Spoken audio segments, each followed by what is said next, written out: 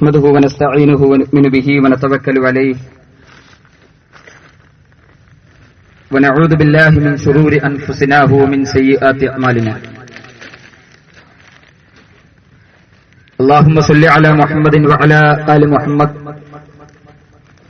كما صليت على إبراهيم وعلى آل إبراهيم. اللهم بارك على محمد وعلى آل محمد كما باركت على إبراهيم وعلى آل إبراهيم إنك حميد مجيد.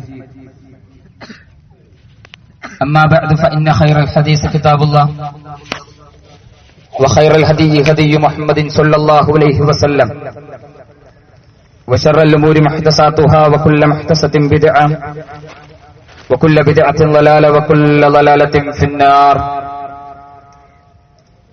أعوذ بالله من الشيطان الرجيم. بسم الله الرحمن الرحيم. يا أيها الذين آمنوا اتقوا الله حق تقاته ولا تموتن إلا وأنتم مسلمون. بسم الله الرحمن الرحيم. قد كانت لكم أسوة حسنة في إبراهيم والذين معه. الله أكبر الله أكبر الله أكبر لا إله إلا الله والله أكبر الله أكبر ولله الحمد.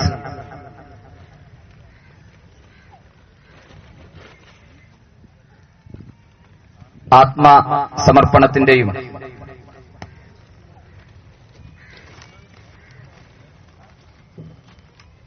നന്മയുടെയും അവിസ്മരണീയ നിമിഷങ്ങൾ മാനവ സമൂഹത്തിന് സമ്മാനിച്ചുകൊണ്ട്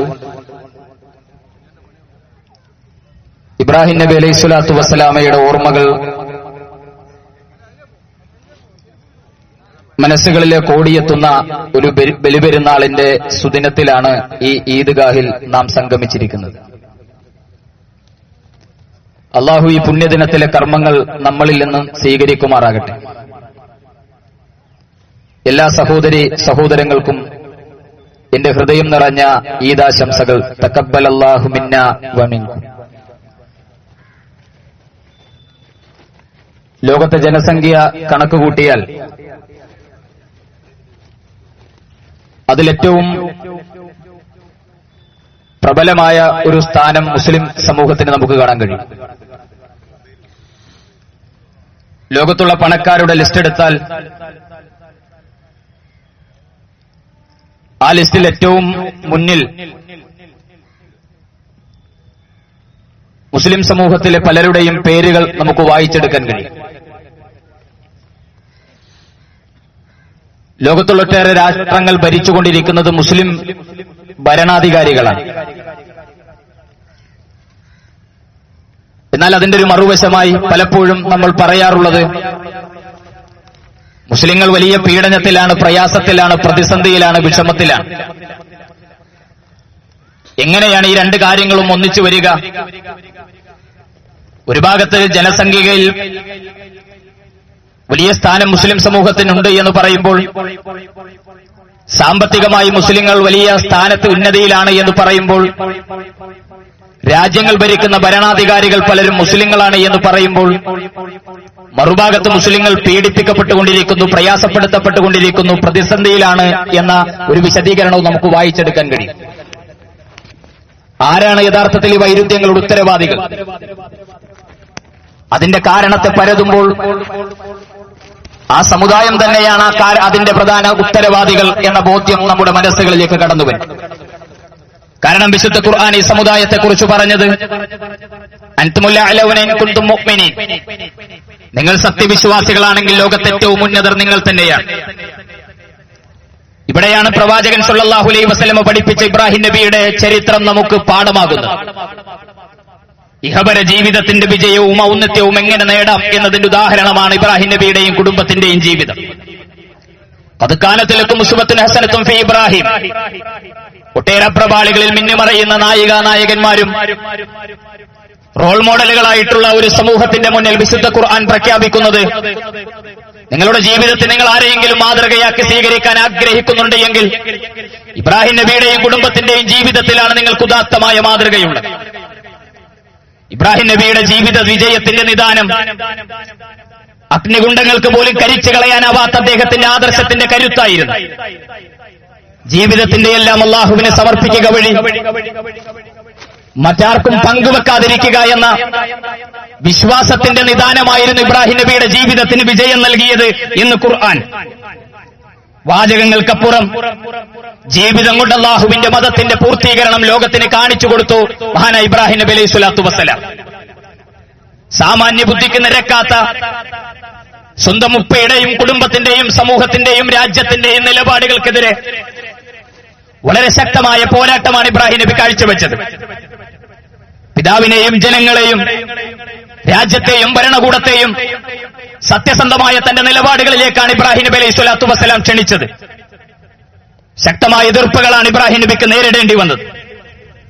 ഇബ്രാഹിം നബി പഠിപ്പിച്ച മാർഗത്തിൽ നിന്ന് തെറ്റിയാൽ ഇബ്രാഹിം നബി അലൈഹി സ്വലാത്തു വസ്സലാം ലോകത്തിന് പകർന്നുകൊടുത്ത വിശ്വാസത്തിന്റെ കരുത്തിൽ നിന്ന് മനുഷ്യർ വഴിതെറ്റിയാൽ ഇസ്ലാമിക സമൂഹത്തിന്റെ തകർച്ചയായിരിക്കും അതിന്റെ പരിണിതി എന്ന് ലോകത്തിലെ മുസ്ലിം രാജ്യങ്ങളെ ഉദാഹരണമാക്കി നമുക്ക് വായിച്ചെടുക്കാൻ കഴിയും.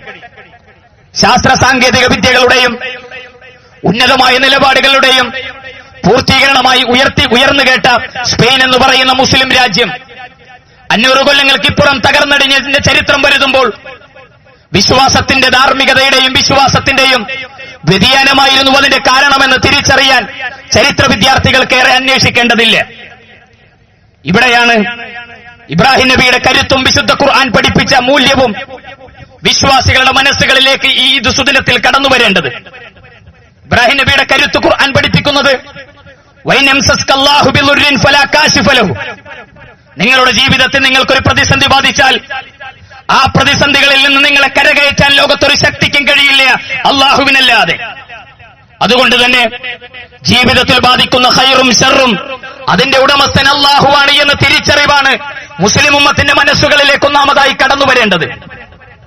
ആകാശത്തിലേക്ക് ഉയരേണ്ട കൈകൾ ഭൂമിയിലേക്കും ഖബറുകളിലേക്കും ദർഗകളിലേക്കും മക്ബറകളിലേക്കും നീണ്ടുകൊണ്ടിരിക്കുന്ന പ്രാർത്ഥനകളും അർത്ഥനകളും നേർച്ചകളുമെല്ലാം അവിടേക്ക് കടന്നുപോയിക്കൊണ്ടിരിക്കുന്ന ദയനീയമായൊരു കാലഘട്ടത്തിലാണ് നമ്മൾ ജീവിച്ചുകൊണ്ടിരിക്കുന്നത്. ഇങ്ങനെ ശിർക്കിലേക്ക് ആപതിച്ചുകൊണ്ടിരിക്കുന്ന ഒരു സമുദായം വളർന്നു വരുന്നു എന്നതാണ് മുസ്ലിം ഉമ്മത്ത് പിന്നോക്കമാകാനുള്ള അടിസ്ഥാനപരമായ കാരണം. ഇബ്രാഹിം നബി തന്റെ വാപ്പയോട് പറഞ്ഞ വാക്കുകൾ യാ അബത്ത് ലിമ തഅബുദു മാ ലാ യസ്മഉ വലാ യുബ്സിറു വലാ യുഗ്നി അൻക ശൈഅ. കാണാത്ത കേൾക്കാത്ത ഉപകാരം ചെയ്യാത്ത ഈ ആളുകളെ വിളിച്ചു തേടുന്നതിൽ എന്തർത്ഥമാണ് എന്റെ ഉപ്പ നിങ്ങൾക്കുള്ളത്? ഈ ചോദ്യം ഷഹാദത്ത് കലിമ ചൊല്ലിയ മുസ്ലിം ഉമ്മത്തിനോട് ചോദിക്കേണ്ട ഒരു കാലഘട്ടത്തിലാണ് ഞാനും നിങ്ങളും ജീവിച്ചുകൊണ്ടിരിക്കുന്നത് എന്ന തിരിച്ചറിവ് നമുക്കുണ്ടാകണം. ഈ വിശ്വാസത്തിന്റെ പ്രഖ്യാപനത്തിന് ഇബ്രാഹിം നബിയെ പ്രേരിപ്പിച്ച ഘടകം ആ ഘടകമായിരിക്കണം നമ്മളെയും പ്രേരിപ്പിക്കേണ്ടത്. ഇന്നി യഖാഫു അൻ യമസ്സക അദാബുൻ മിനർ റഹ്മാൻ. തന്റെ ബാപ്പയോട്, തന്റെ രാജ്യത്തോട്, തന്റെ കൂട്ടുകാരോട്, തന്റെ മാതാപിതാക്കളോട്, തന്റെ സമൂഹത്തോട് ഇബ്രാഹിം നബി ഇത് വിളിച്ചു പറയാൻ അദ്ദേഹത്തിന്റെ മനസ്സിന് കരുത്തു നൽകിയത് ഇന്നി യഖാഫു അൻ യമസ്സക അദാബുൻ മിനർ റഹ്മാൻ. ലോകരക്ഷിതാവായ കാരുണ്യവാനായ നാഥന്റെ അടുക്കൽ നിന്ന് വരാനിരിക്കുന്ന ശിക്ഷയെക്കുറിച്ചുള്ള തിരിച്ചറിവും ഭയപ്പാടുമാണ് ഇബ്രാഹിം നബിയെ നന്മയിൽ നിലകൊള്ളാൻ പ്രേരിപ്പിച്ചതെങ്കിൽ നമ്മളെയും ഈ നന്മയിൽ നിലകൊള്ളാൻ പ്രേരിപ്പിക്കേണ്ടത് സമ്പത്തും അതുപോലെ അധികാരവും അതുപോലെ തന്നെ മനസ്സിനെ പ്രലോഭിപ്പിക്കുന്നതൊന്നുമാകരുത്. ഇന്നി അഖാഫു അൻ യമസ്സക അദാബുൻ മിനർ റഹ്മാൻ. ലോകരക്ഷിതാവായ അല്ലാഹുവിങ്കൽ നിന്ന് കടന്നു വരുന്ന ശിക്ഷയെ സംബന്ധിച്ചുള്ള ഭയപ്പാടുകളായിരിക്കണം നമ്മുടെ ജീവിതത്തെ ഈ നന്മയിൽ നിലകൊള്ളാൻ നമുക്കും പ്രചോദനം നൽകേണ്ടത്. അല്ലാഹുവിന് സമർപ്പിക്കേണ്ടത് അല്ലാഹുവല്ലാത്തവർക്ക് സമർപ്പിച്ചാൽ നരകമാണ് എന്ന പേടിയായിരിക്കണം സത്യവിശ്വാസികൾക്ക് സത്യസന്ധതയിൽ നിലകൊള്ളാനുള്ള പ്രചോദനം നൽകേണ്ടത്. ഇബ്രാഹിം നബി തന്റെ നിലപാടുകളിൽ തന്റെ കുടുംബത്തെ ഒപ്പം നിർത്തി. ഇബ്രാഹിം നബിയുടെ ഭാര്യ ഇബ്രാഹിം നബിയുടെ ഒപ്പം ഉണ്ടായിരുന്നു. കഅബാലയത്തിന്റെ തണലിൽ പ്രസവിച്ച ചോരക്കുഞ്ഞിനെ കൈകളിലും എടുത്ത് ഇബ്രാഹിം നബി തന്റെ ഭാര്യയുടെ കൈയും പിടിച്ച് കഅബാലയത്തിന്റെ സമീപത്ത് തനിച്ചാക്കി തിരിച്ചു നടക്കുമ്പോ ഇബ്രാഹിം നബിയുടെ ഭാര്യ ചോദിച്ച ചോദ്യം യാ ഇബ്രാഹിം, യാ ഇബ്രാഹിം താങ്കൾ എങ്ങോട്ടാണ് പോകുന്നത്? ഞങ്ങൾ ഉപേക്ഷിച്ചുകൊണ്ട് ഈ താഴ്വരയിൽ മനുഷ്യരില്ലാത്ത, മരങ്ങളില്ലാത്ത, ജീവജാലങ്ങളില്ലാത്ത, ഒരു പച്ചപ്പിന്റെ ഒരൽപ്പം പോലും കാണാൻ കഴിയാത്ത, ജീവന്റെ തുടിപ്പില്ലാത്ത ഈ അറബ് രാജ്യത്തിന്റെ മരുഭൂമിയിൽ ഞങ്ങളെ തനിച്ചാക്കി താങ്കൾ എങ്ങോട്ടാണ് കടന്നു പോകുന്നത്? ഇബ്രാഹിം നബി മറുപടി പറഞ്ഞില്ലേ? വീണ്ടും ചോദിച്ചു, താങ്കൾ എങ്ങോട്ടാ? യാ ഇബ്രാഹിം അയ്ന തദ്ഹബ് വനത്റുകുനാ ഫീ ഹാദൽ വാദി അല്ലദീ ലൈസ ഫീഹി ഇൻസും വലാ ശൈഉൻ. മനുഷ്യരില്ലാത്ത, മരങ്ങളില്ലാത്ത, ജീവജാലങ്ങളില്ലാത്ത ഈ അറബ് രാജ്യത്തിന്റെ ഊഷരമായ മരുഭൂമിയിൽ ഞങ്ങളെ തനിച്ചാക്കി താങ്കൾ എങ്ങോട്ടാണ് കടന്നു പോകുന്നത്? ഇബ്രാഹിം നബി മൂന്നാമത്തെ തവണ പറഞ്ഞ മറുപടി, അള്ളാഹുവിനെ ഏൽപ്പിച്ചുകൊണ്ടാണ് ഞാൻ കടന്നു പോകുന്നത്. ഇബ്രാഹിം നബിന്റെ ഭാര്യയെക്കുറിച്ച് ഖുർആൻ പറയുന്ന പ്രയോഗം ഇബ്രാഹിം നബിന്റെ ഭാര്യ തിരിച്ചു നടന്നു എന്നാണ്. ഇബ്രാഹിം നബി പോയി എന്നല്ല, ഇബ്രാഹിം നബിയുടെ ഭാര്യ തിരിച്ചു നടന്നു എന്ന് പറഞ്ഞ അള്ളാഹുവിനെ ഏൽപ്പിച്ചുകൊണ്ടാണോ? ഞങ്ങൾക്കൊന്നും പ്രശ്നമല്ലേ. ഈ ആകാശത്തിന്റെ ചുവട്ടിൽ ഞങ്ങളെ ബാധിക്കുന്ന ഒരു ശക്തിയും ഞങ്ങൾക്ക് പ്രശ്നമല്ല. അള്ളാഹുവിനെ ഏൽപ്പിച്ചുകൊണ്ടാണ് താങ്കൾ കടന്നു പോകുന്നത് എങ്കിൽ ഈ ഹാജറ ബീവിയുടെ പാരമ്പര്യമാണ് മുസ്ലിം സഹോദരിമാരുടെ പാരമ്പര്യം എന്ന തിരിച്ചറിവ് നമുക്കുണ്ടാകണം. നിസാര പ്രശ്നങ്ങളുടെ പേരിൽ വാവിട്ട് കരയുന്ന സഹോദരിമാർക്ക്, അപ്രപാളികളിൽ മിന്നുമറയുന്ന സീരിയൽ കഥാപാത്രങ്ങളുടെ അഭിനയങ്ങൾ കണ്ട് കണ്ണുനീർ വാർക്കുന്ന മുസ്ലിം സഹോദരിമാർക്ക് ഇബ്രാഹിം നബിയുടെ ഭാര്യ ഹാജറ ബീവിയിലാണ് വലിയ മാതൃകയുള്ളത്, വലിയ പാഠമുള്ളത്, വലിയ തിരിച്ചറിവുള്ളത്.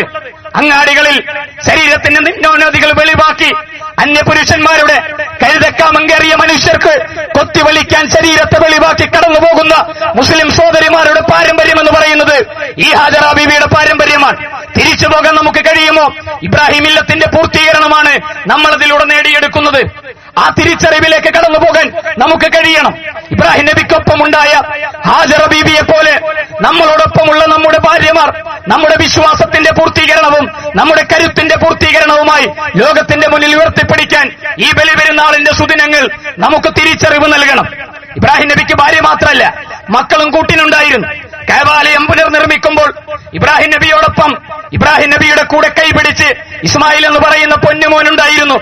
ബാപ്പ കഴുത്തിലേക്ക് കത്തിവെക്കുമ്പോൾ ബാപ്പയുടെ ചോദ്യം, ബാപ്പ നിന്റെ അഭിപ്രായം എന്താ? നിന്റെ അഭിപ്രായം എന്താ? ബാപ്പയുടെ മുഖത്ത് നോക്കി മകന്റെ മറുപടി, പടച്ചോന്റെ കൽപ്പനയാണോ? എനിക്ക് പ്രശ്നമില്ല. ഈ മക്കൾ നമുക്കുണ്ടോ? നമ്മുടെ കൈപിടിച്ച് നന്മകളോടൊപ്പം നിൽക്കുന്ന, നമ്മുടെ ജീവിതത്തിന്റെ ഒപ്പം നിൽക്കുന്ന, നമ്മുടെ പ്രവർത്തനങ്ങൾക്കൊപ്പം നിൽക്കുന്ന, പള്ളികളിൽ ജമാഅത്തുകൾക്ക് കടന്നു പോകുമ്പോ നമ്മുടെ കൈവിരലുകൾ തൂങ്ങി ജമാഅത്തുകൾക്ക് പള്ളികളിലേക്ക് കടന്നു വരുന്ന, നന്മയുടെ മാർഗങ്ങളിൽ സഞ്ചരിക്കുന്ന പിതാക്കന്മാരുടെ കൈകൾ പിടിച്ച് ആ ബാപ്പമാരോടൊപ്പം നിൽക്കുന്ന നല്ല മക്കൾ നമുക്കുണ്ടോ? ഇബ്രാഹിം നബിയുടെ കുടുംബത്തിന്റെ സമ്പാദ്യവും ഇബ്രാഹിം നബിയുടെ ജീവിതത്തിന്റെ വിജയത്തിന്റെ കാരണവും അത്തരം നല്ല മക്കളായിരുന്നു എന്ന തിരിച്ചറിവ് നമുക്ക് ഓരോരുത്തർക്കും ഉണ്ടാകണം. ആ തിരിച്ചറിവ് നമ്മുടെ മക്കളിലേക്ക് നമുക്ക് പകർന്നു കൊടുക്കാൻ കഴിയണം. അവർ ഈ നാടിന്റെയും നമ്മുടെയും ഭാവിയാണ് എന്ന തിരിച്ചറിവ് മാതാപിതാക്കൾക്കും ഉണ്ടാകണം, സമൂഹത്തിനും ഉണ്ടാകണം. അതാണ് ഇബ്രാഹിം നബി അലൈഹി സ്വലാത്തു വസ്സലാമയും അദ്ദേഹത്തിന്റെ കുടുംബവും നമ്മെ പഠിപ്പിക്കുന്നത്. ഈ മില്ലത്ത് ഏറ്റുവാങ്ങിയ പ്രവാചകൻ സല്ലല്ലാഹു അലൈഹി വസല്ലമ, ആ പ്രവാചകൻ ലോകത്തോട് പറഞ്ഞത് ഇബ്രാഹിം നബിയുടെ പാരമ്പര്യം സ്വീകരിക്കണമെന്നാണ്. ഇബ്രാഹിം നബിയുടെ പാരമ്പര്യം സ്വീകരിക്കണം എന്ന് പഠിപ്പിച്ച പ്രവാചകനെ കുറിച്ചോ പ്രവാചകൻ പഠിപ്പിച്ച ആദർശത്തെക്കുറിച്ചോ ലോകത്തിന് ആക്ഷേപമായിട്ടൊന്നും പറയാനില്ല. അതുകൊണ്ടാണ് വ്യക്തിപരമായി പ്രവാചകനെ സാമ്രാജ്യത്വം വേട്ടയാടുന്നത്. അതിന്റെ കാരണവും ഈ ഒരു വംശീയതയാണ്. ഒരു സാമ്രാജ്യത്വത്തിന് പ്രവാചകനെ വേട്ടയാടാനും മുസ്ലിം സമുദായത്തെ വേട്ടയാടാനുമുള്ള കാരണം വംശീയതയും വർഗീയതയുമാണ് എന്ന തിരിച്ചറിവ് മുസ്ലിങ്ങൾക്കുണ്ടാകണം. നമുക്ക് സമ്പത്തിന്റെ കുറവില്ല, നമുക്ക് രാഷ്ട്രീയത്തിന്റെ കുറവില്ല, നമുക്ക് ഒന്നിന്റെയും കുറവില്ല. നമുക്കാകെ കുറവുള്ളത് ലോകത്ത് കടന്നുപോയ പ്രവാചകന്മാർ വരാനിരിക്കുന്ന ഒരു പ്രവാചകനെ കുറിച്ചുള്ള മുന്നറിയിപ്പ് നൽകി. മഹാനായ ഈസാ നബിയും മൂസാ നബി അലൈഹി സ്വലാത്തു വസ്സലാമയും ഒക്കെ വരാൻ പോകുന്ന ഒരു പ്രവാചകനെ കുറിച്ചുള്ള താക്കീത് നൽകിക്കൊണ്ടാണ് കടന്നുപോയത്. ഇബ്രാഹിം നബി മക്കയിൽ വെച്ച് നടത്തിയ പ്രാർത്ഥന തന്നെ റബ്ബനാ വബഅസ് ഫീഹിം റസൂല, ഒരു റസൂലിനെ നിയോഗിക്കണം എന്ന പ്രാർത്ഥന ഖുർആൻ ഉദ്ധരിക്കുന്നുണ്ട്. ഒരു പ്രവാചകനെ പ്രതീക്ഷിച്ചാണ് ലോകം കാത്തിരുന്നത്. ബനൂ ഇസ്രായേലുകളായ യഹൂദികൾ യുദ്ധങ്ങളിൽ പരാജയപ്പെട്ട് തിരിച്ചു പോകുമ്പോൾ അവർ ശത്രുക്കളോട് പറയുമായിരുന്നു, ഞങ്ങൾക്കൊരു നബി വരും, ആ നബിയെ മുന്നിൽ നിർത്തി നിങ്ങളെ ഞങ്ങൾ പരാജയപ്പെടുത്തും. ഒരു പ്രവാചകനെ പ്രതീക്ഷിച്ച് കാത്തിരുന്നു. പക്ഷെ പ്രവാചകൻ വന്നപ്പോഴോ അവർ വിശ്വസിച്ചില്ല. എന്താ അതിന്റെ കാരണം? അവർക്ക് മനസ്സിലാകാത്തത് കൊണ്ടാണോ? അല്ല. യഅരിഫൂനഹു കമാ യഅരിഫൂന അബ്നാഅഹും, സ്വന്തം മക്കളെ തിരിച്ചറിയുന്നത് പോലെ ആ പ്രവാചകൻ അവർ തിരിച്ചറിഞ്ഞു. പക്ഷെ വിശ്വസിക്കാത്തതിന്റെ കാരണം എന്താ? ഇബ്രാഹിം നബിയുടെ ഭാര്യ സാറയുടെ മകൻ ഇസ്ഹാഖ് നബിയുടെ മകൻ, യാക്കൂബ് നബിയുടെ മകൻ, യൂസുഫ് നബി അലൈഹി സ്വലാത്തു വസ്സലാമയുടെ സന്തതി പരമ്പരകളിൽ കടന്നു വരുമെന്ന് പ്രതീക്ഷിച്ച പ്രവാചകൻ കടന്നു വന്നത് ഇബ്രാഹിം നബിയുടെ ഭാര്യ ഹാജർ ബീബിയുടെ മകൻ ഇസ്മായിൽ നബിയുടെ വംശപരമ്പരയിലായി എന്ന വംശീയതയാണ് സാമ്രാജ്യത്വ ശക്തികളെ ഇസ്ലാമിനെതിരെയും പ്രവാചകനെതിരെയും മുസ്ലിം സമുദായത്തിനെതിരെയും കടന്നു കയറാനും കുതിര കയറാനും പ്രേരിപ്പിച്ചുകൊണ്ടിരിക്കുന്നത് എന്ന വസ്തുത മുസ്ലിം ഉമ്മത്തിനുണ്ടാകണം. ഇസ്മായിൽ നബിക്ക് മക്കളുണ്ടായി, ഇസ്മായിൽ നബിയുടെ മക്കൾക്ക് മക്കളുണ്ടായി, ആ മക്കൾക്ക് മക്കളുണ്ടായി. ആ മക്കളിലാണ് അബ്ദുമനാഫ് എന്ന മകനുണ്ടായത്. അബ്ദുമനാഫിന്റെ മകനായി ഹാഷിമും, ഹാഷിമിന്റെ മകനായി അബ്ദുൽ മുത്തലിബും, അബ്ദുൽ മുത്തലിബിന്റെ മകനായി അബ്ദുള്ളയും, അബ്ദുള്ളയുടെ മകനായി ജസീറത്തുൽ അറബിന്റെ തെരുവുകളിൽ 14 നൂറ്റാണ്ടുകൾക്ക് മുമ്പ് ലോകത്തിന് വെളിച്ചം പകർന്ന് അഷ്റഫുൽ ഖൽഖ് മുഹമ്മദ് മുസ്തഫ സല്ലല്ലാഹു അലൈഹി വസല്ലമ കടന്നു വന്ന ചരിത്രമാണ് യഥാർത്ഥത്തിൽ സാമ്രാജ്യത്വ ശക്തികളെ ഇസ്ലാമിനെതിരെയും പ്രവാചകനെതിരെയും ആക്ഷേപങ്ങൾ ഉന്നയിച്ച് നിലനിൽക്കാൻ എക്കാലഘട്ടത്തിലും പ്രചോദനം നൽകുന്നത്. സാമ്രാജ്യത്തിന് ആവശ്യം നമ്മൾ പ്രകോപിതരാവുകയാണ്. സാമ്രാജ്യത്വത്തിന്റെ കൈകളിലെ കളിപ്പാട്ടങ്ങളായി മുസ്ലിം ഉമ്മത്തൊരിക്കലും മാറിക്കൂടാ. അബൂലഹബിന്റെ പിൻഗാമികൾ വർദ്ധിച്ചു വരുമ്പോഴും പ്രവാചകനെയും സമുദായത്തെയും ആക്ഷേപിക്കുന്നവർ വർദ്ധിച്ചു വരുമ്പോൾ ആയുധങ്ങൾ കൊണ്ടല്ല നാം അതിന് മറുപടി പറയേണ്ടത്, ആക്ഷേപങ്ങൾ കൊണ്ടല്ല നാം അതിന് മറുപടി പറയേണ്ടത്, അക്രമങ്ങൾ കൊണ്ടല്ല നാം അതിന് മറുപടി പറയേണ്ടത്, മനുഷ്യ ബോംബുകളായി നിരപരാധികളെ കൊന്നൊടുക്കിക്കൊണ്ടല്ല നാം അതിന് മറുപടി പറയേണ്ടത്. വിശുദ്ധ ഖുർആനിൽ ഇബ്രാഹിം നബി മറുപടി പറഞ്ഞതുപോലെ വജാഹിദു ബിഹി ജിഹാദൻ കബീറ, വലിയ ജിഹാദ് ചെയ്യണം. എന്താ ജിഹാദിന്റെ അർത്ഥം? നിരപരാധികളായ മനുഷ്യരുടെ കഴുത്തെടുക്കുക എന്നതാണോ ജിഹാദ് എന്ന പദത്തിന്റെ അർത്ഥം?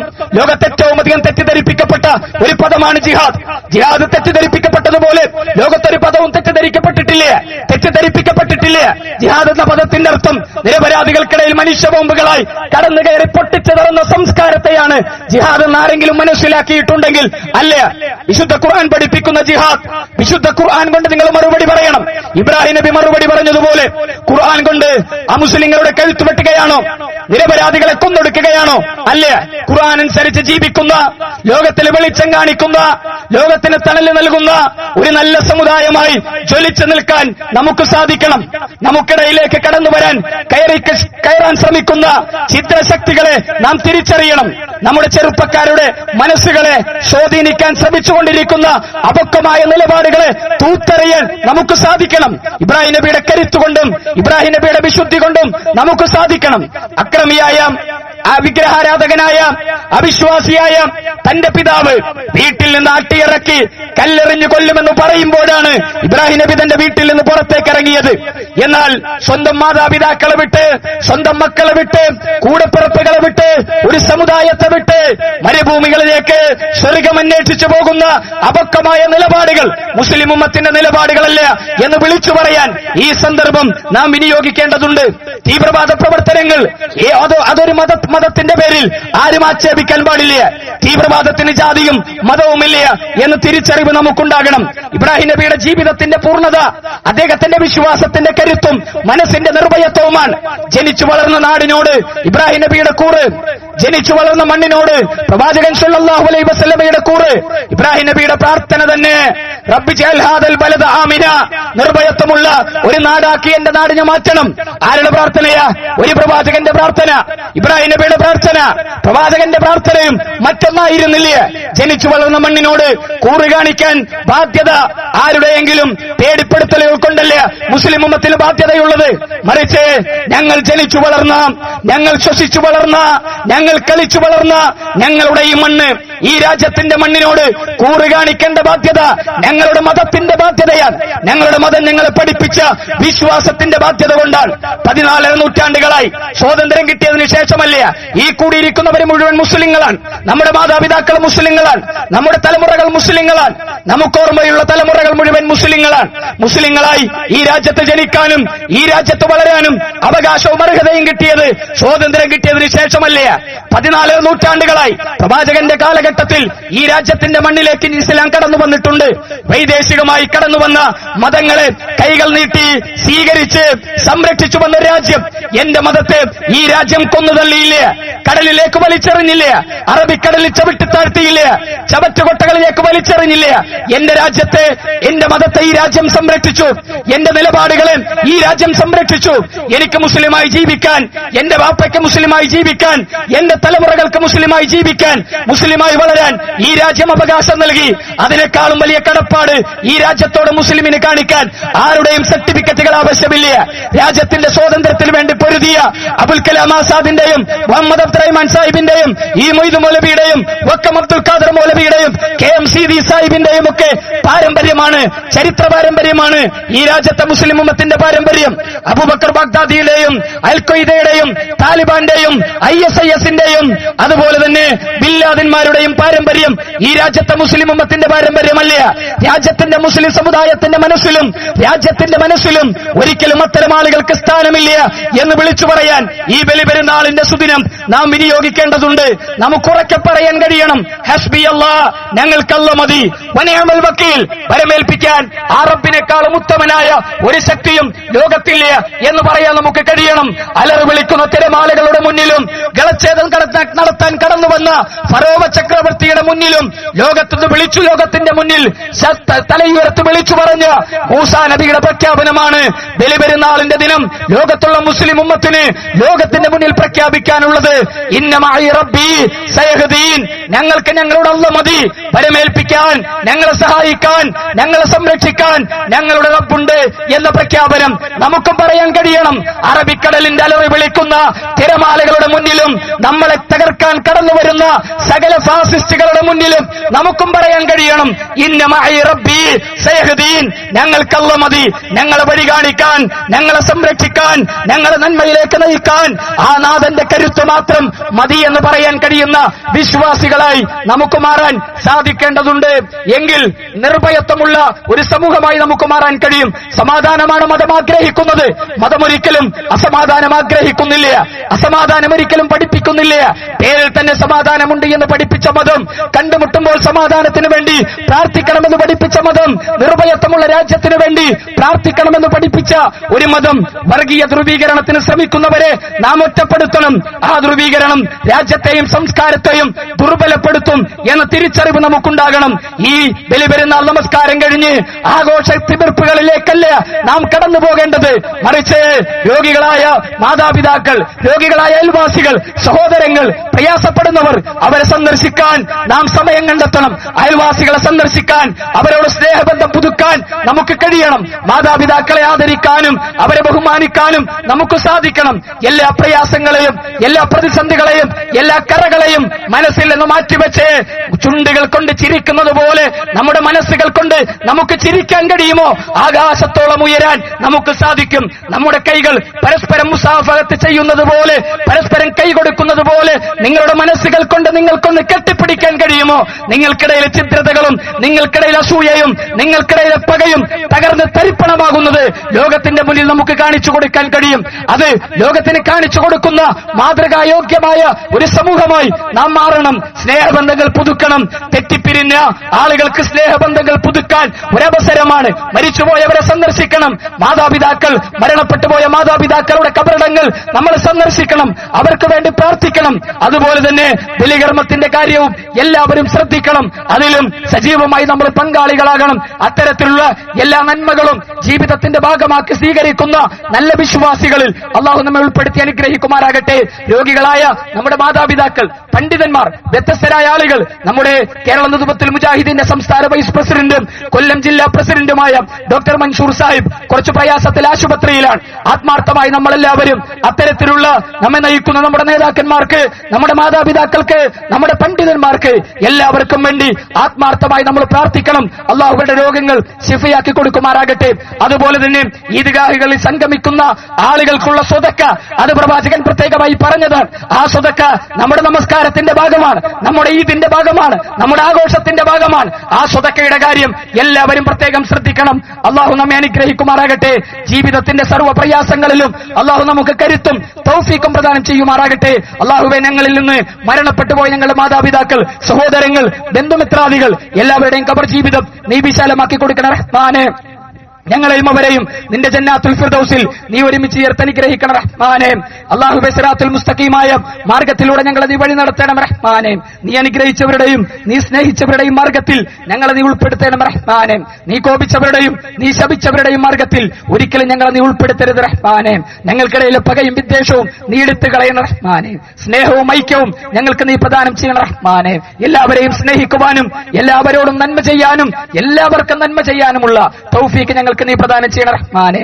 ലോകത്തുള്ള വ്യത്യസ്തങ്ങളായ പ്രദേശങ്ങളിൽ പ്രയാസങ്ങൾ അനുഭവിക്കുന്ന മുഴുവൻ ആളുകളുടെയും പ്രയാസങ്ങൾ നീ മാറ്റിക്കൊടുക്കണം റഹ്മാനെ. പരിശുദ്ധമായ ഹജ്ജ് കർമ്മത്തിന് വേണ്ടി ലോകത്തിന്റെ വ്യത്യസ്തങ്ങളായ പ്രദേശങ്ങളിൽ നിന്ന് പുറപ്പെട്ട ഞങ്ങളുടെ സഹോദരങ്ങൾക്ക് ആ ഹജ്ജ് കർമ്മങ്ങൾ പൂർത്തിയാക്കി തിരിച്ചു വരാനുള്ള തൗഫീഖ് ആ തസ്കിയത്ത് നീ പ്രദാനം ചെയ്യണം റഹ്മാനെ. അല്ലാഹുമ്മ ഗ്ഫിറിൽ മുഅ്മിനീന വൽ മുഅ്മിനാത്ത് വൽ മുസ്ലിമീന വൽ മുസ്ലിമാത്ത് അൽ അഹ്യാഇ മിൻഹും വൽ അംവാത്ത് ഇന്നക മുജീബുത് ദഅവാതി വ യാ ഖാദിൽ ഹാജാത്ത്. അല്ലാഹുമ്മ അജ്ർനാ മിനൻ നാർ اللهم اجرنا من النار اللهم اجرنا من النار ربنا تقبل منا انك انت السميع العليم وتب علينا انك انت التواب الرحيم آمين آمين برحمتك يا ارحم الراحمين والحمد لله رب العالمين. السلام عليكم ورحمة الله وبركاته.